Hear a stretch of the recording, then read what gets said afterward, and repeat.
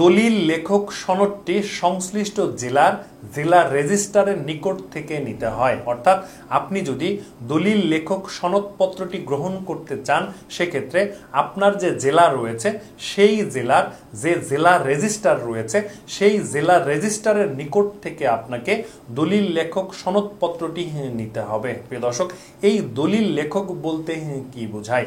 একজন ব্যক্তি যিনি সরকারি সনদ গ্রহণপূর্বক রেজিস্ট্রি অফিসে জনগণের পক্ষে জনগণের দলিল মুসাবিদা বা লেখে, তাকেই দলিল লেখক বলা হয়। এই দলিল লেখক পোস্টটি সরকারি কোনো পোস্ট নয়, বা দলিল লেখক যে ব্যক্তি আছে সেও কিন্তু সরকারি কোনো ব্যক্তি নয়। দলিল লেখকগণ দলিল লেখা সম্পর্কে সাধারণ জ্ঞান অর্জন করার পর সংশ্লিষ্ট জেলা রেজিস্ট্রারের নিকট থেকে দলিল লেখক সনদপত্রটি গ্রহণ করে জনগণের স্বার্থে। দলিল লেখকগণ সংশ্লিষ্ট জেলা রেজিস্ট্রারের নিকট থেকে দলিল লেখক সনদ প্রাপ্তির পর সংশ্লিষ্ট এলাকার জনগণের নিকট থেকে নির্দিষ্ট পরিমাণের পারিশ্রমিক গ্রহণ করে সেই জনগণের দলিল মুসাবিদা বা লেখা সহকারে দলিল রেজিস্ট্রি সংক্রান্ত সহায়তা করে থাকে। এই দলিল লেখক সনদটি নিতে হলে অবশ্যই নির্দিষ্ট কিছু যোগ্যতা থাকতে হবে।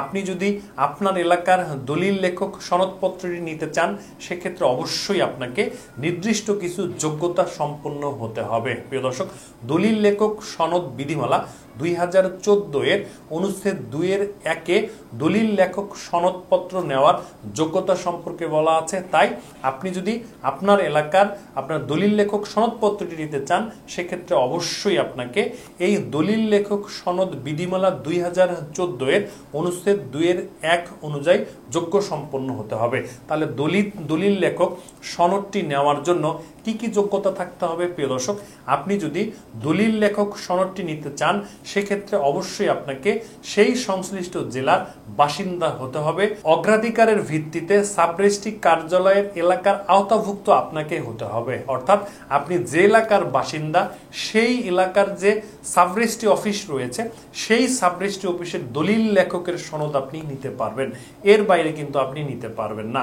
এরপর বয়সের ক্ষেত্রে একটি যোগ্যতার কথা বলা আছে, সেটি হচ্ছে দলিল লেখকের যে বয়স সেটি সর্বনিম্ন 21 হতে হবে। অর্থাৎ 21 বছরের নিচের কোনো ব্যক্তি দলিল লেখক সনদপত্র গ্রহণ করতে পারবে না।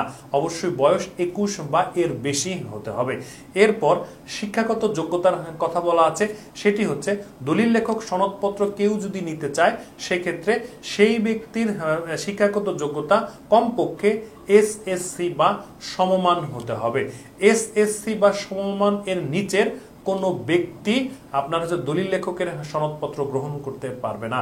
এরপর যে এলাকার আপনি দলিল লেখকের সনদপত্রটি নিতে চাচ্ছেন, সেই এলাকার স্থানীয় যে ভাষা আছে সেই ভাষায় সুন্দরভাবে দলিল লিখতে আপনাকে জানতে হবে। এরপর আপনার হাতের লেখা অবশ্যই সুন্দর হতে হবে। তারপর আপনাকে রেজিস্ট্রেশন আইন, সম্পত্তি হস্তান্তর আইন, আপনার কোর্ট ফিস আইন সম্পর্কেও ধারণা থাকতে হবে। বেসিক যে ধারাগুলো রয়েছে, বেসিক যে জিনিসগুলো আছে সেই সম্পর্কে আপনার জ্ঞান থাকতে হবে। এরপরে আপনার চরিত্র এবং ব্যবহার অবশ্যই ভালো হতে হবে, এটিও কিন্তু উল্লেখ আছে ওই বিধিমালায়। এই সকল যোগ্যতা সম্পন্ন ব্যক্তি সংশ্লিষ্ট জেলা রেজিস্ট্রারের নিকট থেকে দলিল লেখক সনদপত্রটি গ্রহণ করতে পারে। প্রিয় দর্শক, দলিল লেখক সনদ গ্রহণ করা ছাড়া কোনো ব্যক্তি কিন্তু দলিল লিখতে পারে না, দলিল মুসাফিদা করতে পারে না, বা সংশ্লিষ্ট সাব রেজিস্ট্রি অফিসে দলিল লেখা বিষয়ে কোনো হেল্প জনগণকে করতে পারে না।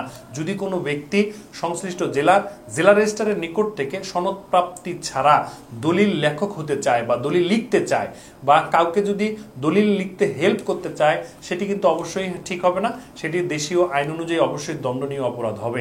তাই আপনি যদি দলিল লেখক হতে চান বা দলিল লেখক পেশাটি গ্রহণ করতে চান, সেক্ষেত্রে অবশ্যই আপনি এই প্রসেস মেনটেন করে, এই যোগ্যতা সম্পন্ন যারা আছেন তারা মেনটেন করে সংশ্লিষ্ট জেলা রেজিস্ট্রারের নিকট থেকে আপনার দলিল লেখক সনদপত্রটি গ্রহণ করতে পারেন। তবে যারা দলিল লেখক হতে চান বা দলিল লেখক সনদটি গ্রহণ করতে চান, তাদের উদ্দেশ্যে আমার কিছু পরামর্শ রয়েছে।